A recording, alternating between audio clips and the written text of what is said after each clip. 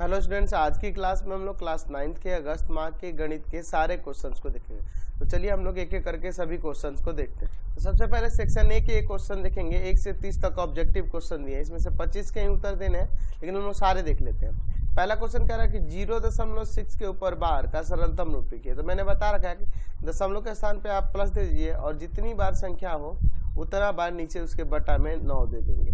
तो 6 है इसलिए एक बार 9 दे दिए, तो कट जाएगा 2/3। 2/3 में 0 जोड़ेंगे 2/3 ही ना आएगा, ऑप्शन नंबर हो जाएगा सी। क्वेश्चन नंबर 2 का निम्नलिखित में कौन अपरिमेय संख्या नहीं है। तो देखिए ना, सी नंबर √4 का मान 2 हो जाएगा, यही ना अपरिमेय संख्या नहीं है, बाकी सब तो अपरिमेय दिख रही है। तो नेक्स्ट क्वेश्चन रखते हैं 3 नंबर। दिया हुआ 81 के पावर 3/4 का मान है, इसमें से कौन सा हुआ। तो 81 को आप 3 का पावर 4 लिख दे सकते हैं और पावर में 3/4 है, 4 से 4 कट गया, 3 का क्यूब क्या होगा 27 ना हो जाएगा, B number answer. Question number 4 कर बहुपद x² - 2x + 3 में x² का गुणांक क्या है। तो देखिए x² के साथ गुना में यहाँ 1 है ना, तो x² का गुणांक 1 हो जाएगा, डी नंबर आंसर। कह रहा है बहुपद x² - 5x + 6 के शून्यक है। इसके शून्यक x का वह मानना जो बहुपद के मान को शून्य कर दे। आप देखिए इसका गुणनखंड करके x² - 2x - 3x + 6 = 0 ऐसे कर सकते ना। देखो इसको गुना करेंगे तो इन दोनों के गुणनफल के बराबर हो जाएगा, और इसको सॉल्व करेंगे तो ये -5x ही आ जाएगा। अब दो को मैं कॉमन करो, x कॉमन होगा, x - 2 बचेगा। इन दोनों में क्या कॉमन है, -3 कॉमन है, x - 2 बचेगा। दोनों ब्रैकेट में सेम है, x - 2 कॉमन यहाँ से कर लेंगे तो यहाँ पर बच जाएगा x और यहाँ -3 बराबर में 0।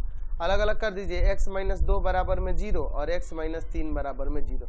यहाँ से x का मान 1 2 आ जाएगा और यहाँ से x का मान 1 3 आ जाएगा, 2,3 यानी ये नंबर आंसर हो जाएगा। अगला क्वेश्चन देखिए 6 नंबर। भुज और कोटि दोनों किस चतुर्थांश में ऋणात्मक होते हैं। तो हम लोग जानते हैं कि तीसरे वाले चतुर्थांश में भुज और कोटि दोनों ऋणात्मक होता है। क्वेश्चन नंबर 7 इसमें इससे भाग देना। देखिए क्या दिया है, 8√15 और बटा में है 2√3। तो ये इसे काट देंगे कितना बार में, 4 बार में, और ये कट जाएगा यहाँ 3×5 = 15, यानी कि 4√5 आ जाएगा ना जी, ऑप्शन नंबर बी हो जाएगा। रूट वाले में से रूट वाले को काटे, अंक वाले से बाहर, अंक वाले से बाहर वाले अंक को काटे। इस संख्या का, ये जो अपरिमेय संख्या दी गई, इसके हर का परिमेयकृत रूप क्या होगा। तो आपको पता है यहाँ 2 + √3 है, इसलिए 2 - √3 से अंश में भी और 2 - √3 से हर में भी गुना करेंगे। तो ऊपर गुना करेंगे तो एक में वही 2 - √3, नीचे देखिए प्लस माइनस में है तो a² - का b² हो जाएगा। तो ऊपर है आपका 2 - √3 और नीचे 2 का स्क्वायर 4, √3 का स्क्वायर 3, घट के नीचे 1 आएगा तो ऊपर आ जाएगा 2 - √3। यही आपका आंसर हो जाएगा बी नंबर। चलते हैं नेक्स्ट क्वेश्चन पे। नेक्स्ट क्वेश्चन देखिए 9 नंबर। नीचे दिए गए चित्र में एंगल CBD = 75 डिग्री। देखिए तो CBD 75 डिग्री है, तो एंगल ABC इसका मान निकालना। तो इन दोनों का योग 180 होता है ना, तो ये 105 होगा तभी ना जोड़ के 180 आ जाएगा, यहाँ पे D number answer. Question number 10 देखिए, कह रहा है समद्विबाहु समकोण त्रिभुज के प्रत्येक न्यून कोण का मान। देखिए समद्विबाहु और समकोण दोनों है, तो समद्विबाहु यानी कि ये दो को भुजा बराबर और समकोण मतलब एक कोण 90 डिग्री का, यही ना। तो ये 90 है और ये दो भुजाएं बराबर, तो ये दो कोण भी तो बराबर होंगे ना, समान भुजाओं के सम्मुख कोण बराबर। तो ये दोनों कितने कितने होंगे, 45-45 होंगे, तभी ना 45-45 90 और 90-90 180 हो जाएगा। तो कितने होंगे प्रत्येक न्यून कोण का मान, 45 डिग्री हो जाएगा, बी नंबर आंसर हो जाएगा। नेक्स्ट क्वेश्चन देख रहा है 11 नंबर। त्रिभुज के तीनों कोणों का योगफल, तो हम जानते हैं 180 डिग्री होता है। अगला क्वेश्चन है 12 नंबर में कि समबाहु त्रिभुज के प्रत्येक कोण का मान। तो हमें पता है कि समबाहु त्रिभुज का प्रत्येक कोण बराबर होता है और प्रत्येक कोण 60 डिग्री का होता है। नीचे दिए गए चित्र में यदि एंगल BAC 53 डिग्री है, देखिए फिगर में BAC 53 डिग्री है, angle ABC 52 degree, angle ABC 52 degree, तो एंगल ACD तो ये बाह्य कोण जो होता है ये अभिमुख दो अंतः कोणों के योग के बराबर, यानी इसका इसके योग के बराबर ये बाहर होगा। तो दोनों कोणों को जोड़ दो, 53 और आपका 52 जोड़ के आपका कितना आ जाएगा 105 डिग्री, ये नंबर हो जाएगा आंसर। क्वेश्चन नंबर 14 देखिए, एक त्रिभुज की भुजाओं की लंबाई क्रमशः 3 सेंटीमीटर, 4 सेंटीमीटर और 5 सेंटीमीटर है, तो उसकी परिमिति क्या होगी। तो हम लोग जानते हैं कि त्रिभुज की परिमिति उन तीनों भुजाओं के योग के बराबर, तो तीनों को जोड़ दो, 4 3 7 और 7 और 5 12 सेंटीमीटर हो जाएगा ये नंबर। क्वेश्चन नंबर 15 देखिए, एक त्रिभुज किस प्रकार का है। देखिए ये 5 सेंटीमीटर, 12 सेंटीमीटर और 17 सेंटीमीटर वाले त्रिभुज की प्रकृति पूछ रहा है क्या होगा। देखिए क्या कह रहा है, 5 सेंटीमीटर एक भुजा है, एक 12 है और एक 13 है। हम देख रहे हैं कि इस 5 का स्क्वायर और इस 12 का स्क्वायर कितना होगा। देखो तो 5 का स्क्वायर 25 और 12 का स्क्वायर 144, दोनों को जोड़ेंगे तो 169 आ जाएगा, और 169 13 का स्क्वायर होता है, हम लोग देख रहे हैं कि दो भुजाओं के वर्गों का योग तीसरी भुजा के वर्ग के बराबर है। तो एक ऐसा त्रिभुज होता है, समकोण त्रिभुज ना होता है जी। सी नंबर आंसर हो जाए। क्वेश्चन नंबर 16 देखिए, यदि किसी त्रिभुज ए बी सी में ए बराबर 7 सेंटीमीटर, बी बराबर 8 सेंटीमीटर, सी बराबर 9 सेंटीमीटर, तो एस यानी अर्ध परिमाप का मान, तो एस बराबर आप जानते हैं कि तीनों भुजाओं का योग और बटा में 2, यही ना होता है अर्ध परिमाप। देखिए 7 + 8 + 9 और बटा में 2, तो यहाँ जोड़ दीजिए, यहाँ पर कितना हो जाएगा जी, तो ये आपका तीनों को जोड़ेंगे तो कितना आ जाएगा, 7 और 8 आपका 15 और 15 और 9 24 और बटा में 2 कट के कितना आएगा 12 सेंटीमीटर आ जाएगा, यानी ऑप्शन नंबर बी हो जाएगा। 17 में कह रहा है इस मिलान चिन्ह, ये मिलान चिन्ह जो है द्वारा प्रदर्शित बारंबारता क्या है, तो 5 5 10 और ये 4 14 को व्यक्त कर रहा है। क्वेश्चन में 18 कर रहा है वर्ग अंतराल 16 से 40 का वर्ग चिन्ह, तो वर्ग चिन्ह के लिए फॉर्मूला जानते हैं कि निम्न मान और प्लस उच्च मान और बटा में 2, तो दोनों को जोड़िए तो कितना हो जाएगा जी 76 और बटा में 2, तो कितना बार में 38 बार में कट जाएगा। बी नंबर इसका आंसर हो जाएगा। क्वेश्चन नंबर 19 देखिए क्या कर रहा है, वर्ग अंतराल 10 से 20 का परिसर क्या होगा, तो उच्च मान में से निम्न मान को घटाने परिसर आता है, तो यानी कि 20 में से 10 घटा देंगे तो 10 ही ना इसका परिसर हो जाएगा। अगला क्वेश्चन क्या आ रहा है 20 नंबर, यदि किसी त्रिभुज के 2 कोण दिए गए हैं तो तीसरे कोण का मान, तो अगर मान लो तीसरा कोण x मान लें तो आपको पता है कि तीनों कोणों का योग जो होता है वह 180 डिग्री होता है, पता है ना। इन दोनों को जोड़ दीजिए तो कितना आ जाएगा जी 120 डिग्री आएगा, और 120 को ले जाके 180 में से घटा देंगे तो x का मान यहाँ कितना जाएगा 60 डिग्री ना आएगा, ऑप्शन नंबर सी हो जाएगा। अगला क्वेश्चन देखिए, इन दोनों का गुना कर रहा है, तो बाहर वाली संख्या में बाहर वाली से गुना करेंगे, तो 5 तिया 15 और √8 में √2 से तो √16 का मतलब वो 4 ना हो जाएगा, 4 हो जाएगा, तो 15 चौका क्या आ जाएगा 60 आ जाएगा। डी नंबर आंसर हो जाएगा। चलिए क्वेश्चन नंबर 22 देखिए कह रहा है कि √5 + √3 इंटू √5 - √3, तो एक बार प्लस में एक बार माइनस में, तो a² - b² यानी √5 का स्क्वायर और माइनस में √3 का स्क्वायर, √5 का स्क्वायर 5, √3 का स्क्वायर 3, घट जाएगा 2, आंसर आ जाएगा सी नंबर। क्वेश्चन नंबर 23 कह रहा है यदि कोई किरण किसी रेखा पर स्थित हो तो इस प्रकार बने 2 आसन्न कोणों का योगफल, रेखा पर कोई किरण हो तो इस प्रकार बने 2 आसन्न कोणों का योगफल 180 डिग्री होता है रैखिक युग्म से, हम लोग पढ़े हुए हैं। अगला क्वेश्चन नंबर 24 कह रहा है कार्तीय तल में मूल बिंदु के नियामक होते हैं, तो कार्तीय तल में मूल बिंदु के नियामक क्या होते हैं 0 0 होते हैं ना जी।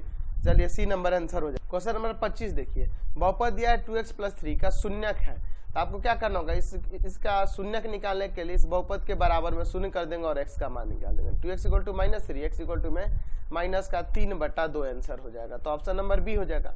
क्वेश्चन नंबर 26 देखिए, कह रहे इस बहुपद में इससे भाग करने पर क्या आएगा, तो देखो ये a³ - b³ है, तो a³ - b³ का फॉर्मूला होता है a - b इंटू में a² प्लस का ab प्लस का b², और नीचे भाग में a - b है, तो देखो तो a - b से a - b कट जाएगा, आ जाएगा a² plus ab plus b², तो ऑप्शन नंबर ए दिख रहा है। क्वेश्चन नंबर 27 देखिए, कह रहा है कि 2 त्रिभुज कितने तरीके से सर्वांगसम कहे जाते हैं। अच्छा, 2 त्रिभुज कितने तरीके से सर्वांगसम कहे जाते हैं, तो देखो इसमें कौन कौन से तरीका है। पहला तो साइड एंगल साइड था, ठीक है। दूसरा आपको मैंने बता रखा है एंगल साइड एंगल, और इसी का एक उप प्रमेय बता रखा है एंगल एंगल साइड। फिर उसके बाद एक मैंने बता रखा है आपका भुजा भुजा भुजा सर्वांग समता, और एक बता रखा है RHS सर्वांग समता, ये बता रखा है। एक्चुअल में 4 ही हैं, ये तो आपका उप प्रमेय में आता है, ठीक है। तो अगर इसको इंक्लूड कर दिया जाएगा तो 4 से अधिक हो जाएगा, लेकिन हम लोग प्रमेय के रूप में ये 4 ही ना देखते हैं। कितने तरीके से सर्वांगसम कहे जाते हैं, तो 4 तरीके से सर्वांगसम कहे जाते हैं, क्योंकि ये तो आपका ये कि उप प्रमेय हो गया। नेक्स्ट क्वेश्चन 28 नंबर, यदि x - 1 बहुपद x² - 2x + 3 को भाग दिया जाए तो शेषफल का मान होगा, तो कुछ नहीं x - 1 = 0 करेंगे तो यहाँ से x का मान 1 आएगा ना। अब 1 रखने पे इस बहुपद में जो मान आएगा वही आपका शेषफल हो जाएगा, तो हो जाएगा 1 का स्क्वायर - 2 गुना में a का प्लस का 3, नहीं ना, a का स्क्वायर 1 माइनस का 2 और प्लस का 3, 3 1 4, 4 में से आपका 2 गया 2 आ जाएगा, यानी ऑप्शन नंबर ए हो जाएगा आपका। अगला कह रहा है कि x - y का होल क्यूब क्या होगा, तो आपको पता है x³ - y³ - 3x² y + 3xy², तो यही ए नंबर दिख रहा है ना जी। चलिए अगला क्वेश्चन देखिए, 216 का पावर 1/3। तो अगर हम लोग 200 क्यूब की बात करें तो 216 6 का क्यूब होता है और पावर में 1/3 है, 3 से 3 कट जाएगा, 6 आ जाएगा, 6 का पावर 1 6 ही ना हो जाएगा। सी नंबर है आंसर। चलिए अब सेक्शन बी में देखते हैं। पहले 1 से 10 तक आपके लघु तरीय प्रश्न दिए हैं 2-2 नंबर वाले, इनको देख लेते हैं। पहला क्वेश्चन कह रहा है कि 3 तथा 4 के बीच 2 परिमेय संख्या लिखें। 3 तथा 4 के बीच का लिखना है, तो हम लोग इसमें क्या करते हैं, पहली परिमेय संख्या, 2 ही लिखना ना, इसे लिख देते हैं पहली परिमेय संख्या। पहली परिमेय संख्या क्या हो जाएगी, तो आपको पता है 1/2 से गुना कर देना है इन दोनों के योग से, यही ना करना होता है जी। 1/2 गुना में 7, 7/2 एक ये हो जाएगी। दूसरी निकाल लेते हैं, दूसरी परिमेय संख्या। दूसरी परिमेय संख्या वो कैसे निकालेंगे, तो 1/2 और यहाँ पे 3 आप प्लस 7/2। कहने का मतलब है कि 3 और 4 के बीच का निकाल लिए को 7/2, अब 3 और 7/2 के बीच का निकाल देते हैं, तो दूसरी आ जाएगी। एलसीएम ले लेंगे 2, 3 दूना 6 प्लस 7, तो ऊपर हो जाएगा 13, यहाँ 4, तो यहाँ 7/2 एक हो गया, एक 13/4 हो गया। क्वेश्चन नंबर 2 कह रहा है कि अपरिमेय संख्या को परिभाषित करें और 2 उदाहरण भी देने के लिए। तो अपरिमेय संख्या वैसी संख्या होती है जिसे p/q के रूप में नहीं लिख सकते, ऐसे भी बता रखा है मैंने, या ऐसे लिख सकते हैं कि ऐसी संख्या जिनका दशमलव प्रसार जो हो अशांत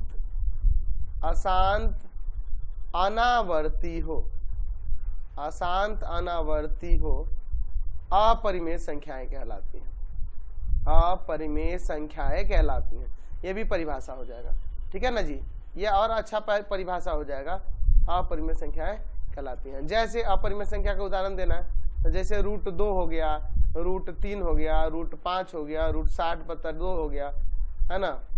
तो ये सब क्या है, अपरिमेय संख्याएं हैं, समझ गया। ऐसे आपको कई सारे उदाहरण दे सकते हैं। क्वेश्चन नंबर देखते हैं यहाँ पर 3 कह रहा है 512 का पावर 2/3 का मान निकालें। 512 का पावर दिया हुआ है 2/3, एक्चुअल में 8 का क्यूब होता है और पावर में 2/3 है, तो आप लिख सकते हैं कि 8 का पावर 3 और गुना में 2/3, 3 से 3 कट जाएगा, तो 8 का स्क्वायर, तो 8 का स्क्वायर क्या होता है 64 ना हो जाएगा, यही आपका आंसर हो जाएगा। क्वेश्चन नंबर 4 देखिए, यदि बहुपद x² + 5x - 14 को x - 2 से भाग दिया जाए तो शेषफल ज्ञात करें। तो भाग दिया जाए, तो चलिए भाग विधि से कर देते हैं, x - 2 से x² + 5x - 14, ठीक है, भाग करते हैं। x से x बार में ले जाएंगे, गुना होगा तो x² और माइनस का 2x, माइनस यहाँ प्लस, ये कट जाएगा, यहाँ प्लस का 7x और माइनस का 14, कितना बार में ले जाएंगे 7 बार में, 7 से दोनों में गुना करेंगे तो 7x और माइनस का 14, पूर्णतः भाग लग जा रहा है। शेषफल क्या आ गया, यहाँ पे 0 आ गया। शेषफल क्या हो गया, शेषफल यहाँ पे 0 आ गया, समझ गए। क्वेश्चन नंबर 5 देखिए, 4x - 5 का शून्य ज्ञात करें। तो शून्य ज्ञात करना है तो 4x - 5 बराबर में 0 कर देंगे, यहाँ से 4x बराबर में 5 हो जाएगा, x का मान यहाँ पर 5/4, तो यही क्या हो जाएगा शून्यक, यही शून्यक हो जाएगा आपका 5/4, समझ गए। चलते हैं नेक्स्ट क्वेश्चन। क्वेश्चन नंबर 6 देखिए, यदि AB समांतर है CD के, फिगर में देखिए, तथा EF एक तिर्यक रेखा है, EF एक तिर्यक रेखा है जो AB और CD को क्रमशः G और H पर काट रहा है। देख लीजिए EF जो है AB और CD को G और H पर काट रहा है, तो एंगल जब EGB बराबर 58 डिग्री दिया, तो एंगल AGH, देखिए AGH ये वाला एंगल क्या होगा, फिर उसके बाद क्या रहा एंगल DHF, ये वाला भी एंगल निकालना। चलिए देखते हैं क्या करके। चलिए तो पहले लिख लेते हैं क्या दिया हुआ है हमारे पास क्वेश्चन में। दिया हुआ है कि AB समांतर है CD, है ना, EF एक तिर्यक रेखा है, एक तिर्यक रेखा है जो AB तथा CD को क्रमशः कहाँ कहाँ काट रहा है, G तथा H पर काटती है, इतना हमारे पास दिया है। और क्या दिया है, एंगल EGB बराबर 58 डिग्री, तो ज्ञात करना है, ठीक है, एंगल AGH और एंगल DHF। इसका हल देखिए यहाँ पे, एंगल AGH बराबर में एंगल आपका EGB बी हो जाएगा कि नहीं, यह कोण इस कोण के बराबर होगा कि नहीं, हो जाएगा ना 58, शीर्षाभिमुख कोण से बराबर होगा ना जी, शीर्षाभिमुख कोण से ये बराबर हो जाएगा, शीर्षाभिमुख कोण से बराबर हो जाएगा। अच्छा दूसरा इसका निकालना है, तो देखो ये बाह्य कोण है, ये भी आ गया, क्रमागत बाह्य कोण से इन दोनों का योग 180 होता है ना। यहाँ पे क्यों, क्योंकि ए बी जब समांतर दिया है सी डी के, ये दिया है ना, तो यहाँ से एंगल डी एच एफ और plus angle E G B बराबर में 180 हो जाएगा। क्रमागत बाह्य कोण दिए गए हैं, क्रमागत बाह्य कोण है, तो इनका योग 180 डिग्री होगा, ठीक है ना।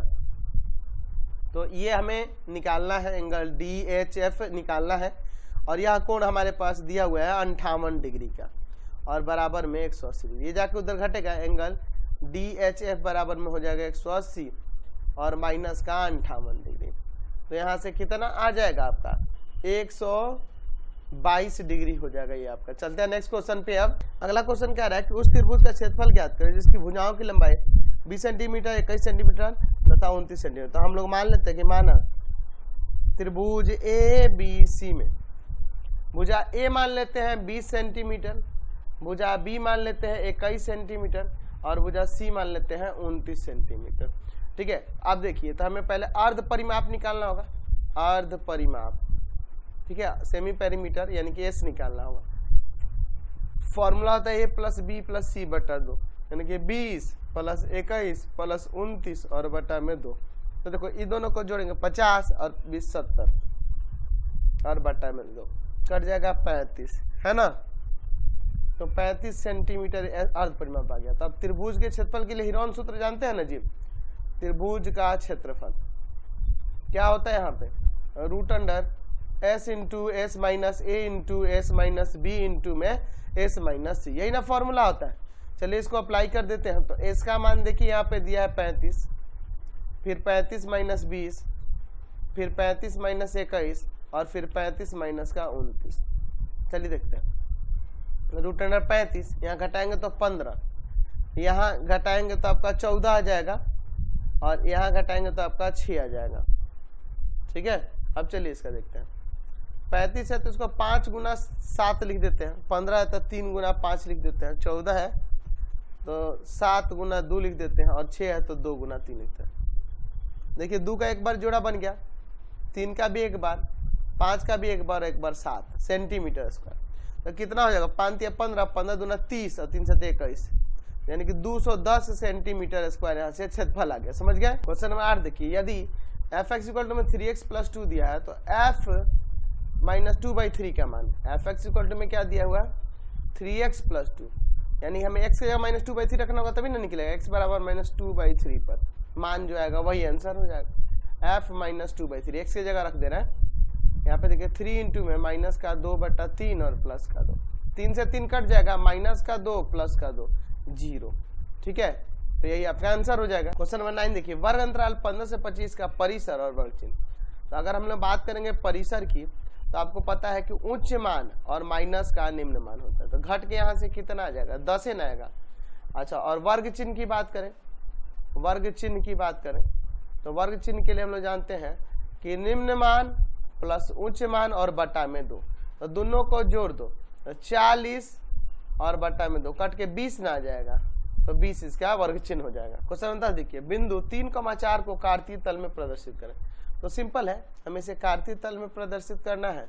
तो हम लोग देखिए यहाँ पर हम लोग क्या कर लेते हैं, हम लोग यहाँ ले लेते हैं, ये देखिए x अक्ष ले लेते हैं इस तरह से, और इस पर ये y अक्ष ले लेते हैं। आप अच्छे से बना लेना, x इधर हो जाएगा आपका x डैश, y और इधर y डैश, ठीक है। 1 2 3 4 बराबर दूरी पे 1 2 3 4, इधर -1 -2 -3 -4 -1 -2 -3 -4। x का है 3 और y का 4, तो x का 3 ये रहा और y का 4 ऊपर है, इसमें x का 3 ये और y का 4 दोनों के सामने। तो यही आपका बिंदु का निरूपण हो जाएगा 3,4। 4। समझ गया। चलिए अब हम लोग दीर्घ उत्तरीय प्रश्न देखेंगे 11 नंबर से। ठीक है, 5 क्वेश्चन ये देंगे। कह रहा है 0.57 के ऊपर बार को भिन्न के सरलतम रूप में व्यक्त किया। तो हम लोग सबसे पहले काम करेंगे, इसे मान लेंगे कि x बराबर में दिया 0.57 के ऊपर बार। समीकरण 1 हमें क्या करना होगा, इस संख्या को पहले इधर लाएंगे, तो 10 से गुणा करेंगे ना। देखेंगे कि समीकरण 1 में दोनों तरफ 10 से गुणा करने पर चलिए 10 से गुणा करेंगे तो क्या हो जाएगा, इधर 10x, इधर हो जाएगा 5.7 के ऊपर बार। इसको समीकरण 1 मान लिया। अब एक और ऐसा समीकरण चाहिए जिसपे बार हो, तो इसी में कर लेते हैं 10 से गुणा। फिर से समीकरण 2 है ना, ये समीकरण 2 में दोनों तरफ 10 से गुणा करने पर क्या आ जाएगा, यहाँ पे इधर 100 हो जाएगा, इधर आ जाएगा 57.7 के ऊपर बार है। ये बार है इसलिए बार बार वो रिपीटेड करते रहेगा, इसलिए उसको ऐसे ही छोड़ो। इसको समीकरण 3 मान लिया। अब समीकरण 3 में से समीकरण 2 को घटा देते हैं। समीकरण 2 को घटाने पर चलिए, तो इधर 100x है और माइनस का 10x है, बराबर में 57.7 के ऊपर बार और माइनस में 5.7 के ऊपर।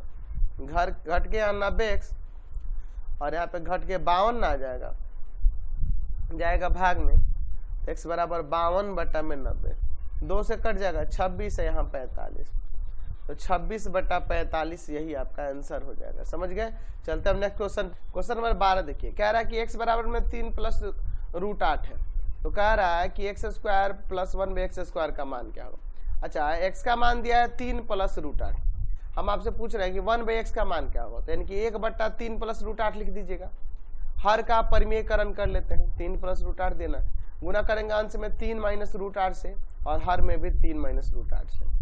ठीक है, यहाँ लिख सकते हैं 1/x बराबर ऊपर 3 - √8 और नीचे देखिए प्लस में और एक बार माइनस में, तो a² - b² हो जाएगा ना जी। चलिए आगे सॉल्व करते हैं।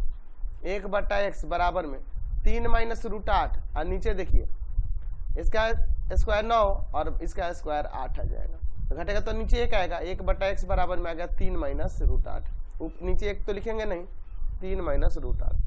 चलिए हमें निकालना है x² + 1/x² का वैल्यू। इसे आप लिख सकते हैं x + 1/x का होल स्क्वायर, a + b का होल स्क्वायर और -2 इंटू में x इंटू में 1/x। x कट जाएगा, x का मान है 3 + √8 और यहाँ x का माइनस 1/x का मान है 3 - √8। स्क्वायर है तो स्क्वायर और -2, √8 से √8 कट जाएगा ना, 3 3 6, 6 का स्क्वायर -2, तो 6 का स्क्वायर 36 है, माइनस का 2 घट के आएगा यहाँ पे 34 ना, यही आपका आंसर हो जाएगा। क्वेश्चन नंबर 13 देखिए। 2a - 3b का घन ज्ञात करना है। क्या करना है, 2a - 3b का घन निकालना है। 2a - 3b का घन यानी क्यूब। तो a - b का होल क्यूब पढ़े हैं आप लोग, क्या होता है a³ - b³ माइनस का 3a² प्लस का 3ab²। ये अप्लाई कर दो। 2a का क्यूब माइनस में 3b का क्यूब -3 2a का स्क्वायर इंटू में 3b और प्लस 3 a के जगह पे 2a और b के जगह पे 3b का स्क्वायर। चलिए अब देखिए इसका क्यूब हो जाएगा 8a³, यहाँ पे b³ है, 3 का क्यूब है, तो b³ क्या हो जाएगा यहाँ पे 27b का क्यूब माइनस देखिए 2 का स्क्वायर 4 और 3 3 9 9 चौका 36 a²b और प्लस में देखिए 3 का स्क्वायर 9 9 दूना 18 18 3 54 54 ab²। यही आपका आंसर हो जाएगा। ठीक है, चलते हैं नेक्स्ट क्वेश्चन पे। हम नेक्स्ट क्वेश्चन देखिए 14 में। सिद्ध करें कि त्रिभुज के तीनों कोणों का योगफल 180 डिग्री होता है। चलिए हम लोग इसको साबित करते हैं। चलिए तो सबसे पहले मैं यहाँ पर एक त्रिभुज बना लेता हूँ। ठीक है, मैं यहाँ पे एक त्रिभुज बना लेता हूँ, ये त्रिभुज हो गया। अब देखिए और फिर इसका नाम मैं यहाँ पे देता हूँ कोई, मान लीजिए इस त्रिभुज का नाम है ABC। ठीक है, ये हमारे पास त्रिभुज दिया, हमें दिखाना है कि तीनों कोणों का योग 180 डिग्री होगा। दिया है ABC एक त्रिभुज है, ABC क्या है कि त्रिभुज है, तो सिद्ध करना है कि angle A plus angle B और प्लस एंगल सी मिला के कितना हो जाएगा 180 डिग्री होगा। ठीक है, इसमें थोड़ी सी हम लोग रचना करेंगे। रचना में क्या करते हैं हम लोग कि इस ए बिंदु से होकर जाने वाली BC के समांतर एक रेखा खींच देते हैं। ठीक है, एक रेखा खींच देते हैं। चूंकि ये रेखा हम लोग खींच रहे हैं तो एक काम करते हैं, इसको डॉटेड कर देते हैं। ठीक है, इसको हम लोग थोड़ा डॉटेड कर देते हैं क्योंकि रचना कही है ना, तो इसलिए हमारी डॉटेड होनी चाहिए। तो रचना में क्या किए, इसका नाम कुछ दे दीजिए PQ, है ना। लिखते हैं कि रेखा PQ समांतर BC खींचे जो त्रिभुज ABC के शीर्ष A से गुजरती है। ठीक है, अब इसमें इसका नामकरण कर देते हैं, इसको 1, इसको 2, इसको 3, इसको 4 और इसको 5। अब इसके बाद इसका प्रमाण यहाँ देखिए, यहाँ पर देखिए तो PQ समांतर है ना BC के हमारी रचना से। तो एक चीज देखिए, जब समांतर है तो ये AB तिर्यक रेखा काम करेगा, AC भी तिर्यक रेखा काम करेगा। तो ये एंगल 4 एंगल 2 के बराबर हो जाएगा, एंगल 5 एंगल 3 के बराबर। कैसे, एकांतर अंतःकोण के युग्म है और रेखाएं समांतर इसलिए बराबर हो जाएंगे। ठीक है, एकांतर अंतःकोण से। चलिए अब इसके बाद देखते हैं। अब इसके बाद हम लोग यहाँ देख सकते हैं कि एंगल 4 प्लस एंगल 1 और प्लस एंगल 5 क्या हो जाएगा, ये तीनों का योग 180 होगा, है ना। रेखा पर स्थित सभी कोणों का योग, सभी कोणों का योग कितना होता है 180 डिग्री होता है ना, तो इसके कारण ये हो जाएगा योग 180 डिग्री होता है। ठीक है, तो एंगल 4 किसके बराबर है, तो 4 2 के बराबर है, एंगल 5 3 के बराबर है। तो देख लो हो गया ना, angle 1 plus angle 2 plus angle 3 और बराबर में 180। तो तीनों के नाम लिख दीजिए, एंगल 1 को A कहेंगे, एंगल 2 को एंगल B कह देंगे, एंगल 3 को एंगल C कह देंगे, तीनों का योग 180। यही ना मैं प्रमाणित करके दिखाना था, हमने यहाँ पे दिखा दिया। चलते हैं नेक्स्ट क्वेश्चन पे। क्वेश्चन 15 देखिए, त्रिभुज ABC में एंगल ABC और एंगल ACB के समद्विभाजक एक दूसरे को ऊपर काटते हैं। तो सिद्ध करना है कि angle BOC 90 plus angle BAC/2 होगा। चलिए तो एक काम करते हैं, मैं यहाँ पर पहले एक त्रिभुज बना देता हूँ। ठीक है, मैं यहाँ पे एक त्रिभुज ले लेता हूँ, ये आपका त्रिभुज हो गया। ठीक है, इसका नाम देते हैं यहाँ पे ABC। ध्यान दो क्वेश्चन में कह रहा है कि एंगल ABC और एंगल ACB। तो देखो ABC ये वाला कोण है और ACB ये वाला कोण है, इन दोनों कोणों का समद्विभाजक ऊपर मिलता है। तो एक इसका समद्विभाजक ले लेते हैं और इसका भी समद्विभाजक ले लेते हैं।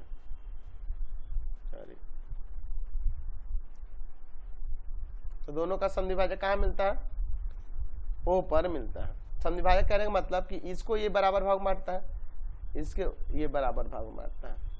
तो एंगल BOC यानी कि यह वाला कोण जो होगा वह एंगल BAC यानी इस एंगल के हाफ और प्लस 90 के बराबर होगा। चलिए तो देखते हैं, हमारे पास यहाँ पे दिया हुआ है कि त्रिभुज ABC में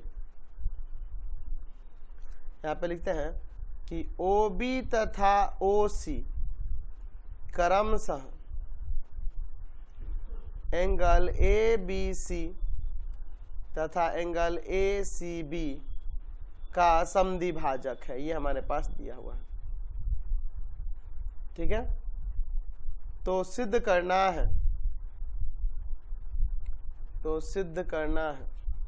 कि एंगल BOC जो होगा 90 डिग्री और प्लस में एंगल BAC का हाफ होगा। चलिए इसका प्रमाण देखते हैं। एक बात बताइए, angle BAC plus angle ABC और प्लस एंगल ACB तीनों कोणों का योग 180 होगा ना। कैसे, त्रिभुज के कोण योग गुण से तीनों कोणों का योग 80 डिग्री होता है ना। है ना, ठीक है। अच्छा एक चीज बताओ, यहाँ पे चाहो तो एंगल ए बी सी आप plus angle A C B बराबर में 180 डिग्री और माइनस का एंगल बी ए सी नहीं लिख सकते हैं, इसको समीकरण 1 मान लेते हैं। इसी प्रकार अगर हम इस त्रिभुज बी ओ सी में देखें तो angle B O C plus angle O B C और plus angle O C B बराबर में 180 डिग्री हो जाएगा। तीनों कोणों का योग 180 डिग्री होता है। थोड़ा ध्यान से देखिए, हम देख रहे हैं कि O B angle A B C का समद्विभाजक है, यानी कि इसको बराबर भागों में बांटेगा, यानी कि एंगल ओ बी सी की बात करें, ये वाला एंगल इस पूरे का आधा हो जाएगा कि नहीं। तो यहाँ लिख सकते हैं कि एंगल बी ओ सी और प्लस में half of angle A B C से लिख सकते हैं, क्योंकि ये समद्विभाजक है तो यह कोण पूरे का आधा हो जाएगा। उसी तरह से ये सी इसमें भी देख सकते हैं, एंगल ओ सी बी क्या हो जाएगा, half of angle A C B हो जाएगा बराबर में 180 डिग्री। यहाँ पे लिख सकते हैं कैसे कि चूंकि ओ बी तथा ओ सी क्रमशः एंगल ए बी सी तथा एंगल ए सी बी का समद्विभाजक है, इसलिए ठीक है। इतना तो हम लोग लिख सकते हैं ना जी। चलिए इन दोनों को उधर लेके जाते हैं, या 1/2 पहले कॉमन कर लो, B O C plus 1/2 of angle A B C और प्लस में एंगल ए सी बी बराबर में 180 डिग्री। अच्छा इन दोनों कोणों का योग यहाँ पे देखे हैं 180 माइनस बी ए सी है ना जी, है कि नहीं वहाँ पे। चलिए तो angle B O C plus 1/2 इसके जगह पे लिख सकते हैं 180 डिग्री और माइनस का एंगल बी ए सी बराबर में 180 डिग्री। चलिए इसमें इनटू कर देते हैं इससे, तो एंगल बी ओ सी आप प्लस में हो जाएगा 90 डिग्री और माइनस में एंगल बी ए सी का हाफ बराबर में 180 डिग्री। ये ले जाते उधर, तो एंगल बी ओ सी बराबर में ये 90 जाके 180 में से घट जाएगा 90 और ये जाके उधर प्लस में एंगल बी ए सी और बटा में हाफ। ये ना हमें प्रमाणित करना था, हमने ये दिखा दिया। समझ गए, सारे क्वेश्चन कंप्लीट हो गए।